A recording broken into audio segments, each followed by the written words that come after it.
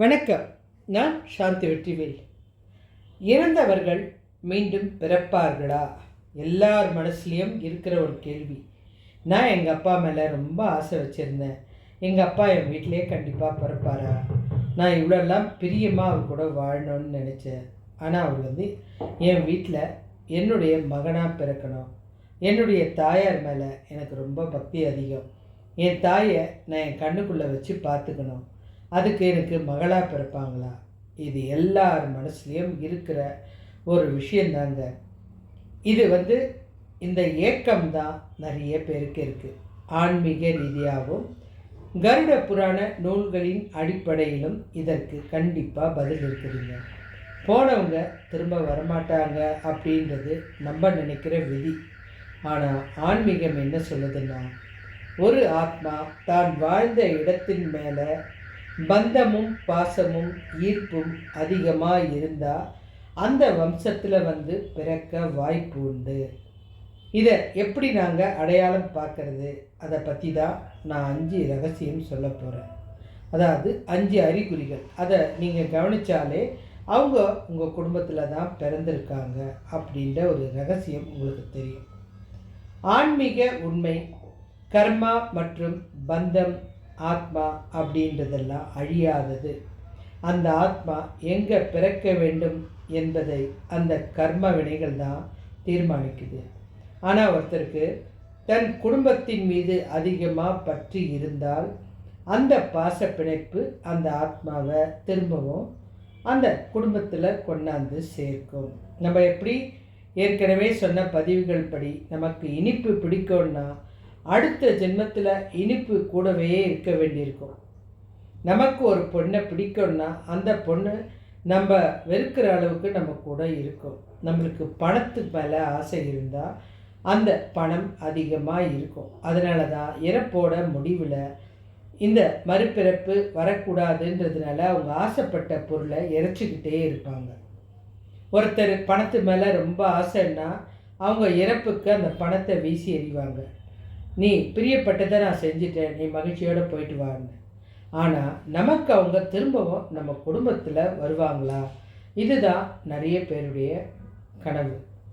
அந்த வம்சத்தில் கண்டிப்பாக அந்த ஆன்மா விரும்புச்சுன்னா அந்த ஆன்மாவுக்கு நான் பிள்ளை கூட சரியாக வாழவே இல்லை, என்னுடைய மகள் கூட நான் பிரியமாகவே இருக்கலை, நான் அந்த குடும்பத்துக்கு போய் நான் இந்த ஜென்மத்தில் காமிக்காத பாசத்தை அதிக அளவில் கொடுக்கணும், காமிக்கணும்னு நினச்சதுன்னா கண்டிப்பாக அந்த குழந்தை அந்த குடும்பத்தில் பிறக்கும் அப்படின்னு சாஸ்திரம் சொல்லுது.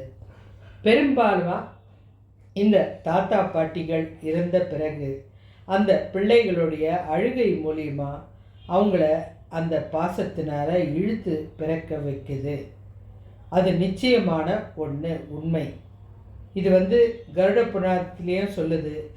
ஆத்மா தங்களுடைய ஆசை நிறைவேறாத போது இந்த ஜென்மத்தில் தன்னுடைய பையன்கிட்ட அன்பு அதிகமாக கொடுக்கணும்னு நினைக்கும். ஆனால் அதனுடைய சூழ்நிலை, அதனுடைய போராட்டம் அந்த பாசத்தை கொடுக்க முடியல. அப்படின்னும்போது அடுத்த ஜென்மம் பிறந்து அந்த குடும்பத்திலேயே அளவே இல்லாத பாசத்தை உங்கள் பிள்ளைக்கு கொடுக்கும். இது உண்மையான விஷயம். இது அந்த ஆத்மாவுடைய மறுவருகை அப்படின்னு சொல்லுவாங்க. மரத்துக்கு பின்னாடி, அதாவது மரணத்துக்கு பின்னாடி வாழ்வு இருக்கா அப்படின்னு உலகத்தில் கேள்வி கேட்டுட்ருக்கோம். ஆனால் இந்து தர்மத்தின்படி, அதாவது சனாதன தர்மத்தின்படி அப்படின்னா நம்ம பழைய கால இந்து தர்மத்தின் முறைப்படின்ற அர்த்தம்தான்.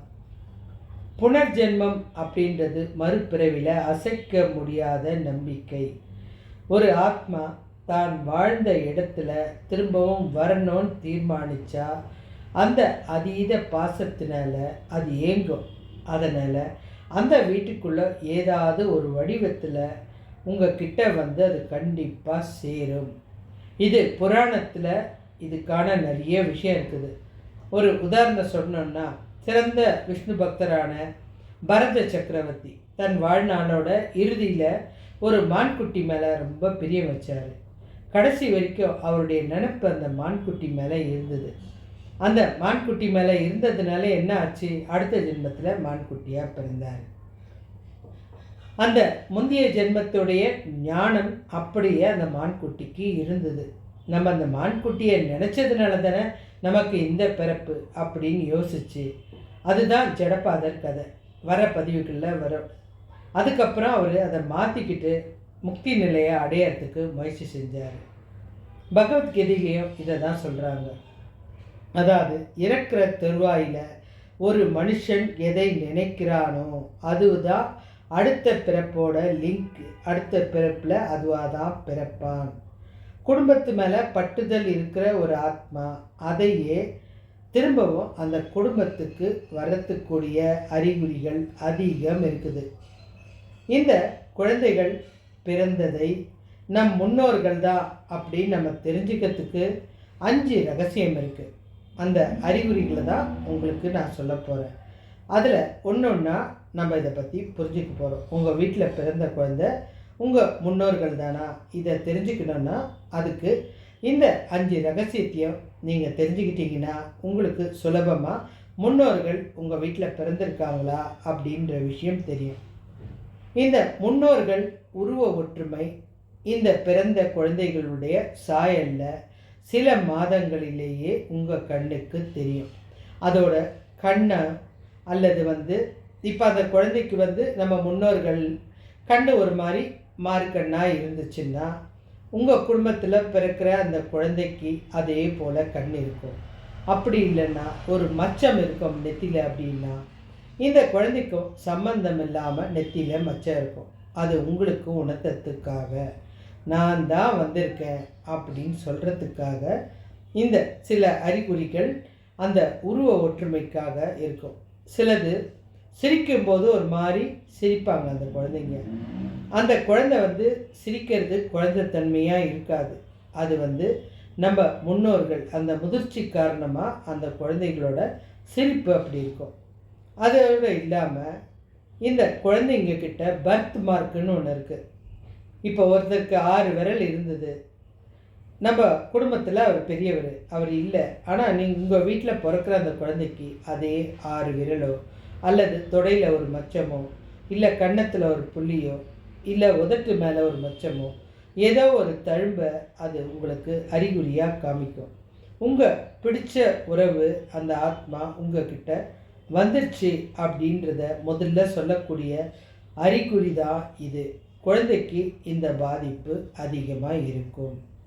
அதாவது அந்த முன்னோர்கள் பிறந்தாங்கன்றதுக்கு அவங்களுடைய முகத்தோற்றமோ அல்லது அவங்களுடைய பர்த் மார்க் ஏதாவதோ அல்லது அவங்களுக்கு இருக்கிற ஒரு குறிப்பிட்ட இதுன்னா இவங்க இப்படி தான் இருப்பாங்க அப்படின்ற ஒரு விஷயம் அந்த குழந்தை காமிக்கும். இது முதல் விஷயம். 2வது விஷயம், முன்னோர்களுக்கு பிடிச்சமான விஷயம். இப்போ முன்னோர்கள் சிவபக்தராக இருந்தாங்க. அவங்க எப்பவும் ஓம் நமச்சிவாயான்னு சொல்லிட்டு இருந்தாங்கன்னா இந்த குழந்தை நீங்கள் சொல்லாமலேயே அந்த சிவனை வழிபடும். அதே போல் அந்த பெரியவங்களுக்கு என்ன உணவு பிடிக்குமோ அதை அதை எடுத்து சாப்பிடும். அது இல்லாமல் அவங்களுக்கு ஏதாவது ஒரு இசை பிடிக்கும்னா அந்த பாட்டு போட்டால் அந்த குழந்தை அமைதியாக தூங்கும். ஏன்னா நான் சேஃபாக நினச்சபடி என்னுடைய வீட்டுக்கு நான் வந்துட்டேன். அந்த சந்தோஷம்தான் அது அந்த நிம்மதியான தூக்கத்தை கொடுக்கும். அது மகிழ்ச்சியாக அந்த பாட்டை கேட்டு ரசிக்கும். அது அந்த இசை நிறுத்தினோம்னா கோபம் வரும். அதை போடு அப்படின்னு சொல்லிட்டு ஒரு கோபத்தோடு அதனுடைய ஆற்றலை காமிக்கும். அதோட பொருள் ஏதாவது அவங்க இப்போ தாத்தா திரும்பி பிறந்திருக்காருன்னா அந்த பொருளை அந்த குழந்தை யாருக்கிட்டேயும் கொடுக்காது. எடுத்தாங்க தாத்தாவுடைய பொருளை யாராவது தொட்டாங்கன்னா விடாது. அடிக்கடி அதை பற்றி பேசிக்கிட்டே இருக்கும். குழந்தை கொஞ்சம் வளர்ந்துச்சுன்னா இது 2வது அறிகுறி. அவங்க ரசனை அந்த ஆழ் மனத்தில் பதிஞ்சிருக்கும். அதனால தான் இந்த குழந்தை மூலியமாக அந்த ரசனைகள் வெளிப்படும். அடுத்தது அதிகப்படியாக பாசம் தேடுதல். நம்ம முன்னோர்கள் யார்கிட்ட அதிகமான பாசம் இருந்தார்களோ இல்லையோ, இப்போ தன்னுடைய புள்ள மேலே அந்த முன்னோருக்கு பாசம் அதிகமாக இருந்ததுன்னா அவர்கிட்ட தான் போய் அது மடியில் படுத்து தூங்கும், நிம்மதியாக தூங்கும், அவரை தொட்டுக்கிட்டே இருக்கும். ஒரு வேளை அவங்கக்கிட்ட அவர் பாசத்தை காமிக்க முடியாமல் கடைசி வரைக்கும் கோபத்தோடு உயிரிழந்திருந்தாலும் இந்த ஜென்மத்தில் பிறந்த அந்த குழந்தை முன்னாடியே கூட பிறந்திருக்கலாம். ஆனால் இந்த பாசத்தெல்லாம் அது காமிக்கும். அப்பா இருந்தால் எந்த பாசம் கிடைக்குமோ, அம்மா இருந்தால் எந்த உணர்வு கிடைக்குமோ, அதே தோரணையில் அந்த குழந்தை அந்த பாசத்தை கொடுக்கும். அம்மாவாக இருந்தால் உன்னை அதட்டிக்கிட்டே இருக்கும். நீ பண்ணுற ஒரு தப்பெல்லாம் ஏன்டா இப்படி பண்ணுற அப்படின்னு கேட்கும். நமக்கே ஒரு ஆச்சரியமாக இருக்கும். இது குழந்தை பேசுகிறதே கிடையாது, நம்ம அம்மா சொல்கிற மாதிரி இருக்கு அப்படின்னு. அந்த அளவு அந்த அன்பை காமிக்கும். அந்த அன்பை விட்டு விலகிறது கஷ்டம். அந்த பாசம் அந்த குழந்தை ஒரு வேளை அது பாசம் வச்சாலும் அந்த வீட்டில் இல்லை, வெளியில் இருக்காங்கன்னா அவங்க வரும்போது சம்பந்தமே இல்லாமல் அவங்கள போய் அதை அணைச்சிக்கும். அவங்கக்கிட்ட ஆசையாக இருக்கும். அடிக்கடி அவங்க வரலையான்றதை உங்ககிட்ட கேட்கும். இதெல்லாம் நடந்துக்கிட்டே இருக்கிற விஷயம். அப்படின்னா அது அவங்க தான்றதை நீங்கள் தெரிஞ்சுக்கணும். இந்த குறிப்புகள் ரொம்ப ஆசையான ஒரு விஷயங்கள், நம்ம எதிர்பார்க்குற விஷயம். சில ஆத்மாக்கள் உங்கள் மேலே பிரியமாக இருந்தது, நீங்கள் அதிகமாக அதை நினச்சி அழகுறீங்க, அதிகமாக கவலைப்படுறீங்கன்னா அந்த ஆத்மாவே உங்கள் மனசில் சொல்லும், நானே வருவேன், உன் குடும்பத்தில் நீ கவலைப்படாத, உன்னுடைய வம்சத்தில் பிறப்பேன், உன் மக வயிற்றுலையோ அல்லது உன்னுடைய மகன் வயிற்றுலையோ கண்டிப்பாக நான் வருவேன், நீ கவலைப்படாத அப்படின்னு தீர்மானமாக முன்கூட்டியே சொல்லும். ஏன்னா அதுக்கு அந்த ஆசை, நான் வரப்போகிறேன், உனக்கு முதல்ல தெரிஞ்சுக்கோ அப்படின்றத சொல்லும். அதனுடைய நடை உடை பாவனை அத்தனையும் அந்த முன்னோர்கள் மாதிரியே தான் இருக்கும். அடுத்தது, இந்த குழந்தைகள் சின்ன வயசுலேயே, அதாவது குழந்தையிலேயே அறிவாற்றல் அதிகமாக இருக்கும். மற்ற குழந்தைகளை விட அறிவு முதிர்ச்சி அதிகமாக நடந்துப்பாங்க. உங்களை ரொம்ப பிரியமாக பார்த்துப்பாங்க. அன்பு வச்சவங்கள நீங்கள் இல்லைன்னு சொல்கிற அந்த உறவுக்கு இணையான அன்பை உங்களுக்கு அதிகமாக கொடுப்பாங்க. நீ வந்ததுமே அந்த குழந்தை தான் குழந்தைன்றதை மறந்துட்டு ஓடி ரொம்ப நேரம் ஆச்சு நீ வரல, அதனால தான் நான் வெயிட் பண்ணிகிட்டு இருந்தேன் அப்படின்னு சொல்லும். நம்மளுக்கு அது அறிவு முதிர்ச்சியாக தெரியும். ஆனால் அது அந்த எதிர்பார்ப்பு, அவங்க பேசுகிற சில வார்த்தைகள், அவங்க பார்க்குற பார்வை, யாரோ உங்களுக்கு பிரியமான ஒரு பெரியவரை உங்களுக்கு ஞாபகப்படுத்தும். அது குழந்தை தான். ஆனால் நம்ம முன்னோர்கள் பிறந்ததுக்குண்டான அறிகுறிகளை பற்றி தான் நான் சொல்லிகிட்ருக்கேன். அந்த குழந்தைக்கு அவ்வளோ ஒரு சக்தி கிடைக்கும், அவ்வளோ ஒரு ஆற்றல் கிடைக்கும். உங்களை எதிர்பார்த்துக்கிட்டே இருக்கும். நீங்கள் வேணான்னு தள்ளி அமிச்சா கூட உங்கள் பக்கத்தில் உட்கார்ந்துக்கிறது அந்த குழந்தைக்கு பிடிச்சமான ஒரு செயல். சில நேரங்களில் நீங்கள் வருத்தமாக உட்காந்துருக்கும்போது அந்த குழந்தையே உங்ககிட்ட கேட்கும், ஏன் அப்பா வருத்தமாக உட்காந்துருக்க, உனக்கு என்ன தாத்தா ஞாபகம் வந்துருச்சா, தாத்தாவை பற்றி எனக்கே சொல்லு, அவர் அவ்வளோ நல்லவரா அப்படின்னு சொல்லிட்டு அதுவே உங்களுக்கு அந்த கதையை கேட்டு உங்களுடைய மனபாரத்தை குறைக்கும். அதுவும் இல்லாமல் அதுக்கு தகுந்த பதிலையும் சொல்லும். அவரை மாதிரியே பேசி உங்களுக்கு விடு, அதெல்லாம் யோசிச்சுட்ருக்காத, நான் உன்னை அப்படி பார்த்துக்கிறேன், நீ கவலைப்படாத, நீ என்னென்ன ஆசைப்பட்டியோ என்கிட்ட சொல்லு, நான் உனக்கு செஞ்சு தரேன், அதோட வளர்ச்சிக்கு முடியாது தான், இருந்தாலும் நீங்கள் சொல்கிற ஒவ்வொரு விஷயமும் நீங்கள் என்னென்ன எதிர்பார்த்தீங்க, என்னுடைய அப்பா இருந்தால் இப்படி நடக்கணும், என்னுடைய அப்பா இருந்தால் என்னை அதட்டணும், இது அத்தனையும் அந்த குழந்தை உங்களை செய்யும். நீங்கள் அப்போ மனப்பூர்வமாக நினைக்க முடியும், இந்த குழந்தை தான் நம்மளுடைய முன்னோர்கள்னு. நான் சொன்ன மாதிரி இந்த லிங்க்கு முன்னாடியே ஒரு உறவை கொடுத்துட்டு கூட இந்த பெரியவர்கள் மறையக்கூடிய விஷயம் இருக்குது. இல்லைன்னா இவங்க மறைஞ்ச அப்புறம் உருவாகக்கூடிய ஒரு ரகசியமும் இருக்குது. ஏன்னா கரண்ட்டு ஒன்று தான், பல லிங்க் அது கொடுத்துக்கிட்டே இருக்கும். இதெல்லாம் ஒரு ஆச்சரியமான விஷயம். அவங்க விரும்பினாதான் இது நடக்கும், நம்ம விரும்பினா கிடையாது. நம்ம துன்பம் பண்ணிட்டா அவங்க வரமாட்டாங்க. ஆனால் நம்ம உண்மையான மனசோட பாசத்தோடு நினச்சா கண்டிப்பாக அந்த இறந்து போன உறவுகள் மீண்டும் கண்டிப்பாக நம்முடைய குடும்பத்தில் அவங்க பிறப்பாங்க. முந்தைய பிறவியோட அனுபவங்கள் கண்டிப்பாக இந்த குழந்தைகிட்ட அணுவாக தெரியும். ஆத்மாக்கள் மீண்டும் பிறக்கிறது அப்படின்றது தண்டனை கிடையாதுங்க, அது ஒரு அன்பு பயணம்.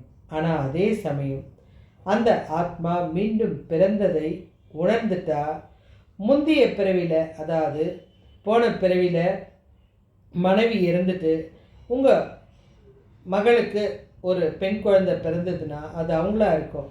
ஆனால் நீங்கள் அந்த குழந்தைக்கு கொடுக்க வேண்டிய அன்பை அதிகமாக கொடுக்கணும். அதே மாதிரி அவள் தான் பிறந்திருக்கா, அவள் இருக்கும்போது நிம்மதியாக விடலை அப்படின்னு சொல்லிட்டு திட்டுறதோ அவங்கள அவமரியாதை பண்ணுறதோ செய்யக்கூடாது. ஒரு அப்பா கூட உங்களை கோபமாக உங்களை அடிச்சிருக்கலாம், திட்டி இருக்கலாம், எது வேணாலும் பண்ணியிருக்கலாம். ஆனால் உங்கள் வம்சத்தில் அப்பா ரூபத்தில் ஒரு குழந்தை வரும்போது அது புது ஆத்மா. அதுக்கு கொடுக்க வேண்டிய, உங்களுக்காக தான், உங்களை சந்தோஷப்படுத்த தான் அது மீண்டும் பிறப்பெடுத்திருக்குது. அதுக்கு கொடுக்க வேண்டிய அந்த மரியாதை எந்த விதத்துலேயும் குறைக்கக்கூடாது. உங்கள் வம்சத்திலே நீங்கள் பார்த்தீங்கன்னா உங்கள் அப்பா பல ஆண்டுகளுக்கு முன்னாடி இறந்திருப்பார். உங்களுக்கு திருமணமாகி குழந்தை பிறக்கும்போது அந்த குழந்தையோட செய்கையில் பார்க்கும்போது உங்கள் அப்பா செய்கிற மாதிரியே இருக்கும். அதாவது அது விரும்பி சாப்பிட்ற பொருள், இது அப்பா நிறைய சாப்பிட்டதை நம்ம பார்த்துருக்கோமே. இந்த கடவுளை கும்பிடும்போது அப்பா இப்படி தானே கும்பிடுவார், அதே பொசிஷனில் இந்த குழந்தை கும்பிடுத. இந்த மாதிரி அதிர்ச்சியான விஷயங்கள் நமக்கு நிறைய தெரியும். அதுவும் இல்லாமல் குறிப்பாக அந்த வீட்டில் எல்லா இடமும் தெரிஞ்ச மாதிரி போயிட்டு வரும். பழைய வீடாக இருந்தால், இல்லைன்னா பிரியமான உறவுகளை தான் முதல்ல தேடும்.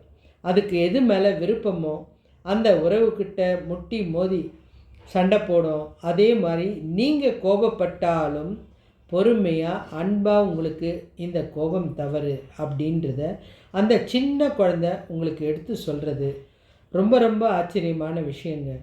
நம்ம இறந்த ஆத்மாக்களை பற்றி பேசிகிட்ருக்கோம். இதுக்கு காரணம் இருக்குங்க. இது எல்லாம் உண்மையாகவே உலகத்தில் நடக்கிறது. அடுத்த ஒரு விஷயமும் இருக்குது, உங்கள் எல்லாருக்கும் ஆச்சரியமான விஷயம்.